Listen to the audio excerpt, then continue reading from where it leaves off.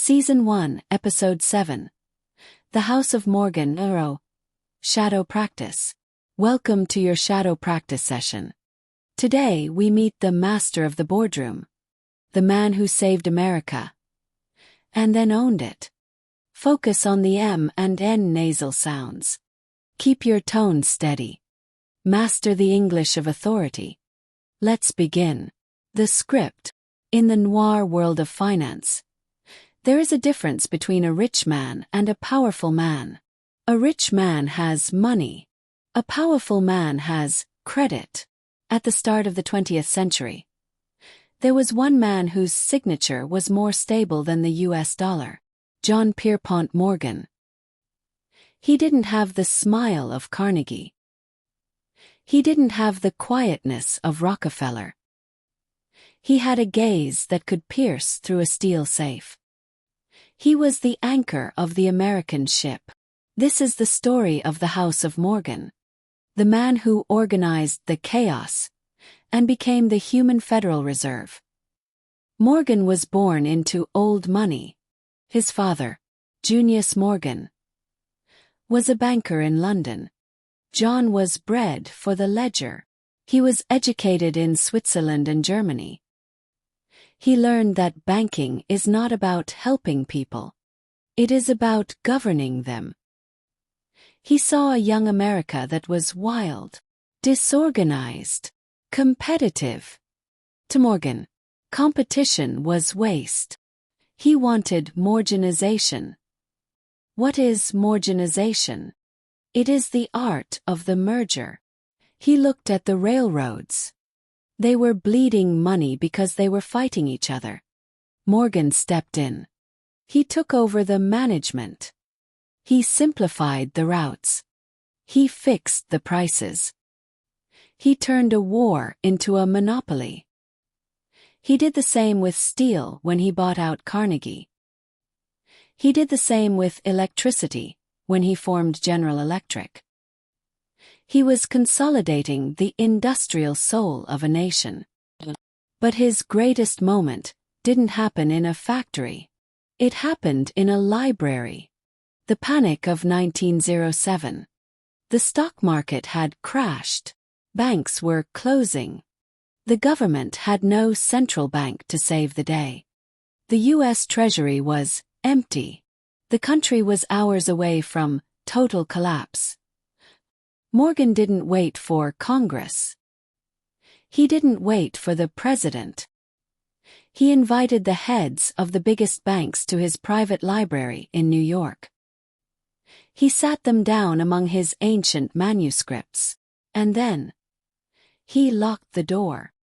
He told them, "No one leaves this room until we raise $25 million to save the market." He sat in his chair, smoking a cigar, playing solitaire. Hours passed. The bankers argued. They panicked.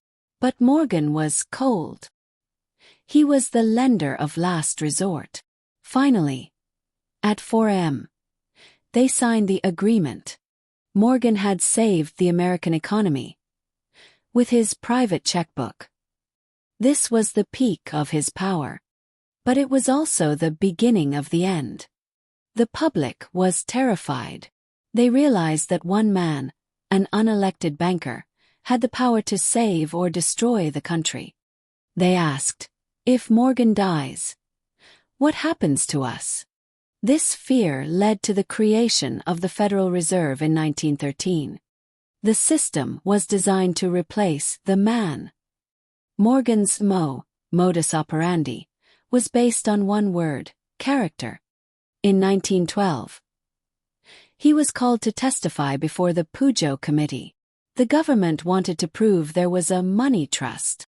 They asked him, "Is not commercial credit based primarily upon money or property?" Morgan looked at them and said, "No, sir. The first thing is character. Before money. Before property. A man I do not trust could not get money from me on all the bonds in Christendom." This was the code of the House of Morgan.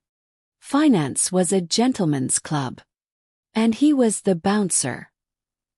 But the noir truth of J.P. Morgan is that he was a bridge. He was the bridge between European capital and American growth. He moved the wealth of the old world, London and Paris, into the machines of the new world, Pittsburgh and Detroit. He was the funnel, and every drop that passed through the funnel left a fee for the house.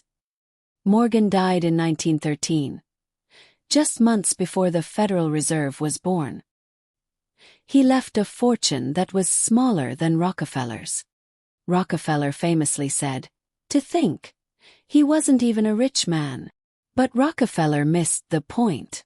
Morgan didn't want to have the money. He wanted to move the money. He wanted to be the system. Today, J.P. Morgan Chase is the largest bank in the Western world.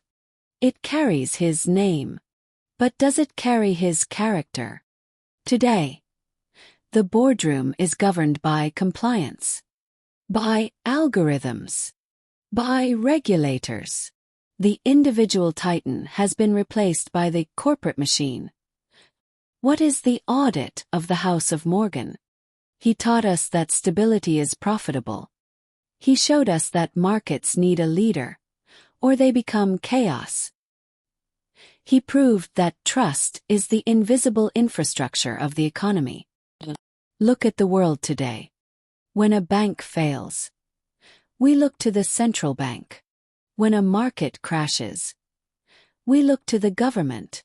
We are all living in the safety net that Morgan invented in his library. We have traded the power of the individual for the safety of the system. But who is the Morgan of the 21st century? Is it a banker?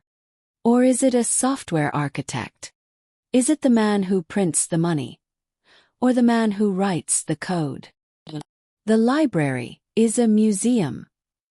The door is unlocked. And the solitaire game is finished.